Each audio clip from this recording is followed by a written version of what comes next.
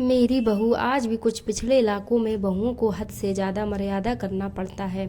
मेरी बहू एक ऐसी कहानी है जो समाज में फैली कुरीतियों से पर्दा उठाएगी। एक बहुत ही प्राचीन गांव था जहां लोग पुराने रीति रिवाजों के तहत अपना जीवन व्यतीत किया करते थे।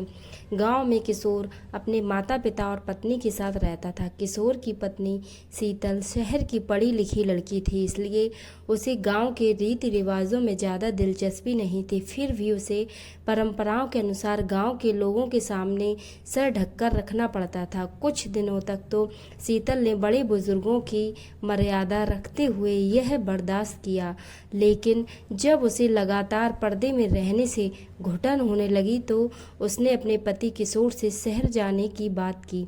किशोर गांव में ही पला बड़ा था, इसलिए उसे शहर जाने में कोई रुचि नहीं थी। उसने अपनी पत्नी को समझाते हुए कहा, यह हमारा पूरा परिवार है और हम इसे छोड़कर नहीं जा सकते। तुम यहाँ रहने में क्या परेशानी है? शीतल ने किशोर से खुलकर अपने दिल की बात कही। बस फिर क्या था, वह अपनी पत्नी से नाराज़ हो गया और ज़ोर ज़ोर से चिल्लाने लगा। किशोर की आवाज़ सुनकर उसके माता पिता भी कमरे के अंदर आ गए और जैसे ही उन्हें सारा मामला पता चला तो उन्होंने भी अपनी बहू को बुरा भला कहना शुरू कर दिया। सारे परिवार की बातें सुनकर शीतल की आंखों में आंसू आ गए। शीतल को समझ में नहीं आ रहा था कि वह अपने पति को कैसे समझाए। इस घटना के कुछ महीने गुजरने के बाद एक दिन शीतल सुबह होते ही बिना किसी के से कुछ कहे घर से निकल जाती है। काफ़ी दूर पैदल चलने से उसे थकान महसूस होने लगती है, इसलिए वह एक सुनसान जगह पर जाकर बैठ जाती है। घर पर जैसे ही किशोर को पता चलता है कि उसकी पत्नी कहीं चली गई है तो वह सारे गांव में शीतल को ढूंढने निकल जाता है। किशोर गांव के चारों तरफ जोर जोर से आवाज़ लगाते हुए अपनी पत्नी को खोज रहा था। जब वह कहीं दिखाई नहीं दी तो सभी की चिंताएं बढ़ने लगीं।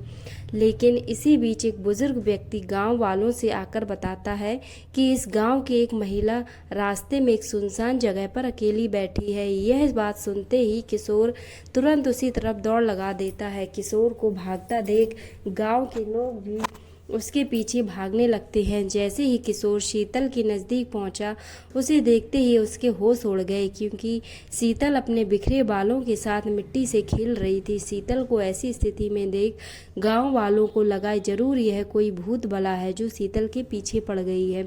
सभी ने शीतल को काबू में करने की बहुत कोशिश की, लेकिन शीतल सभी को धक्का मारते हुए जोर जोर से रोने लगी।